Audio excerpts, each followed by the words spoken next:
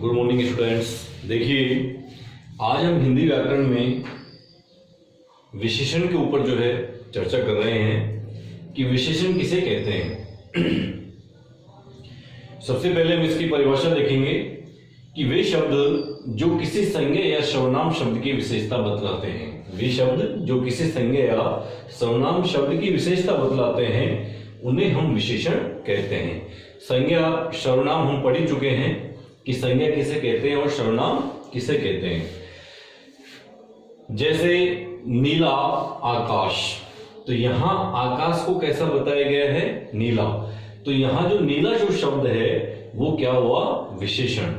दुबला आदमी, आदमी कैसा है? दुबला। तो यहां दुबला जो शब्द है वो क्या हुआ? विशेषण। कुछ पुस्तकें, तो पुस्तकों में कुछ जो शब्द यहां पर आ रहा है ये आपका क्या है? विशेषण। अर्थात वे शब्द जो किसी संज्ञा या सर्वनाम शब्द की विशेषता को प्रकट करें या विशेषता बतलाते हैं उन्हें हम क्या कहेंगे? विशेषण। नेक्स्ट है आपका विशेष। विशेषण और विशेष। विशेष किसे कहते हैं? कि जिस संज्ञा या सर्वनाम शब्द की विशेषता बताई जाए वह हमारा क्या कहलाता है? विशेष कहलाता है। जैसे उदाहरण के द्वारा समझें, सीता सुंदर है। सीता सुंदर है, तो यहां विशेषता किसकी बतलाई जा रही है? विशेषता किसकी बतलाई जा रही है? सीता की। किसकी बतलाई जा रही है? सीता की। तो यहां संज्ञा क्या हुई आपकी? सीता। तो हमारी परिभाषा में ये कह रही है कि संज्ञा या सर्वनाम शब्द की विशेषता बताई जाए तो यहां जो सीता है वो संज्ञा है और सीता कैसी है? सुंदर। कैसी है? सुंदर। तो सुंदर यहां पर क्या हुआ? विशेषण। और सीता यहां पर क्या हुई? विशेष। तो इस उदाहरण के द्वारा हम समझ सकते हैं कि संज्ञा या सर्वनाम शब्द की जो विशेषता बताई जाए वो हमारा क्या कहलाता है? विशेष कहलाता है।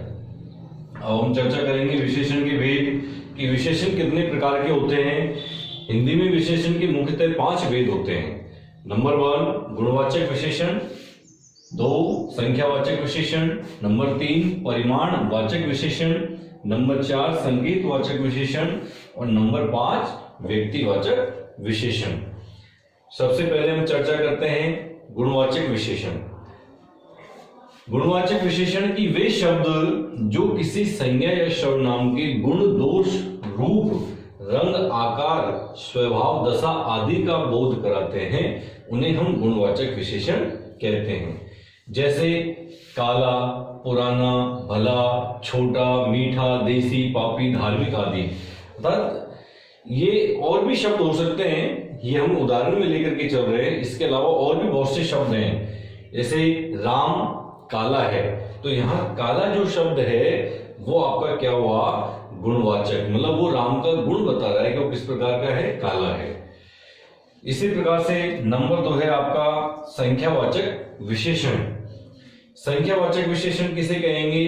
कि वे विशेषण शब्द जो किसी संज्ञा या सर्वनाम की निश्चित, अनिश्चित संख्या, क्रम या गणना का बोध कराते हैं उन्हें हम संख्यावाचक विशेषण कहते हैं। अब इसमें भी जो संख्यावाची जो विशेषण है वो 2 प्रकार के होते हैं, निश्चित संख्यावाचक विशेषण व अनिश्चित संख्यावाचक विशेषण।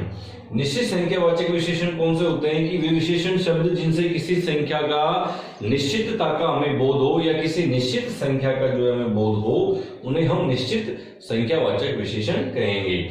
जैसे 1, 2, पहला, दुगना, चौगुना, ये इनसे हमें निश्चितता का बोध हो रहा है कि वो कोई वस्तु 1 है या 2 है या वो पहले क्रम पे है या वो दूसरे क्रम पर है या वो दुगनी है या तिगुनी है। तो इस प्रकार से हमें निश्चितता का बोध हो रहा है। तो जहां हमें निश्चितता का बोध हो वो हमारे निश्चित संख्यावाचक विशेषण होते हैं।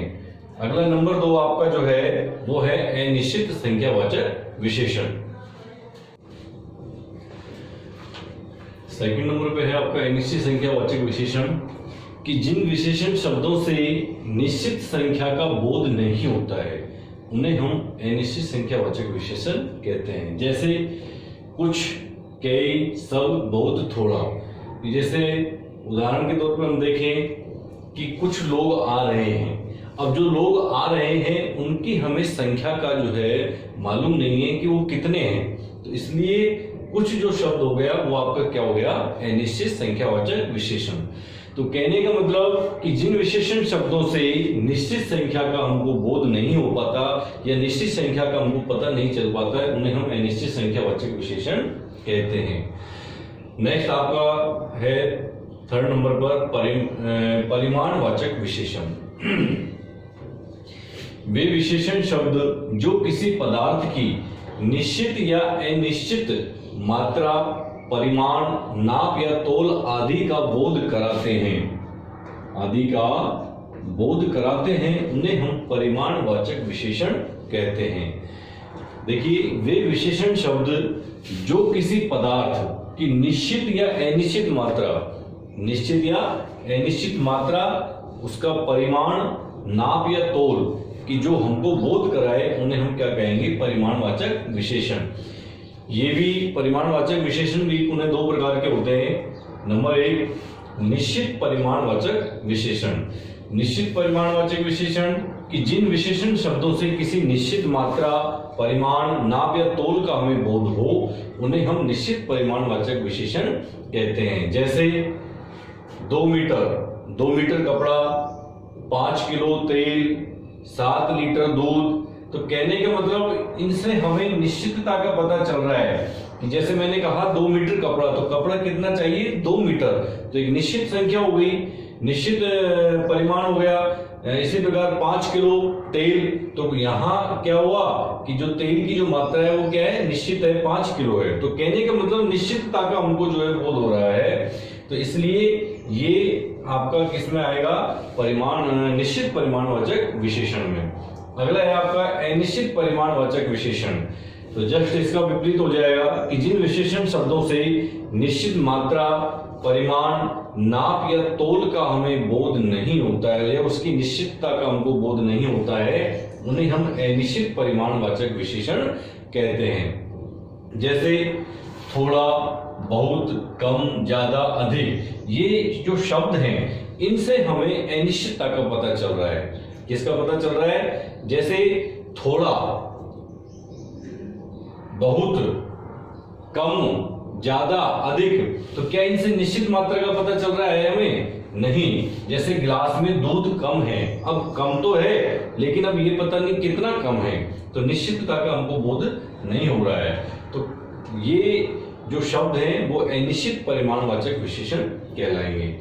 अगला है आपका संकेतवाचक विशेषण कि वे सर्वनाम शब्द जो विशेषण के रूप में किसी संज्ञा या सर्वनाम की विशेषता बदलाते हैं, उन्हें हम संकेतवाचक विशेषण कहते हैं। या आप कह सकते हैं कि वे सर्वनाम शब्द जो विशेषण के रूप में किसी संज्ञा या सर्वनाम की ओर संकेत करते हैं, उन्हें हम संकेतवाचक विशेषण कहते हैं। जैसे यह लड़का अच्छा है, तो यहाँ जो यह शब्द है, यह जो शब्द है वो हमारे इस की ओर संकेत कर रहा है, लड़की की ओर, कि यह लड़का अच्छा है। तो यहाँ यह जो शब्द है वो आपका संकेतवाचक विशेषण हुआ कि उस पुस्तक को पढ़ो, तो जो पुस्तक की तरफ संकेत हो रहा है, तो उस शब्द यहाँ पर क्या हुआ, संकेतवाचक विशेषण। अर्थात वे सर्वनाम शब्द जो विशेषण के रूप में किसी संज्ञा या सर्वनाम की ओर संकेत करते हैं या उसकी विशेषता बतलाते हैं, तो वो आपके संकेतवाचक विशेषण। तो दोनों उदाहरणों में यह है और उस ये आपके संकेतवाचक विशेषण हुए। लास्ट आपका जो अंतिम विशेषण है वो है आपका व्यक्तिवाचक विशेषण कि वे विशेषण जो व्यक्तिवाचक संज्ञाओं से बनकर के अन्य संज्ञा या सर्वनाम की विशेषता बतलाते हैं, उन्हें हम व्यक्तिवाचक विशेषण कहते हैं। जैसे यहाँ पर मैंने लिखा आपका जोधपुरी सूट, तो यहाँ सूट जो है उसकी किस प्रकार की विशेषता आ रही है, जोधपुरी की, वो जोधपुरी सूट है। तो यहाँ पर जो विशेषण आपका है वो व्यक्तिवाचक संज्ञा से बनकर के अन्य संज्ञा का जो है क्या बता रहा है, वो विशेषता बतला रहा है। तो सूट की विशेषता किस प्रकार की हो गई, जोधपुरी। इसी प्रकार बनारसी साड़ी, बीकानेरी भुजिया, रतलामी शेर, बहुत से ऐसे उदाहरण हैं जो हमारे व्यक्तिवाचक विशेषण को दर्शाते हैं।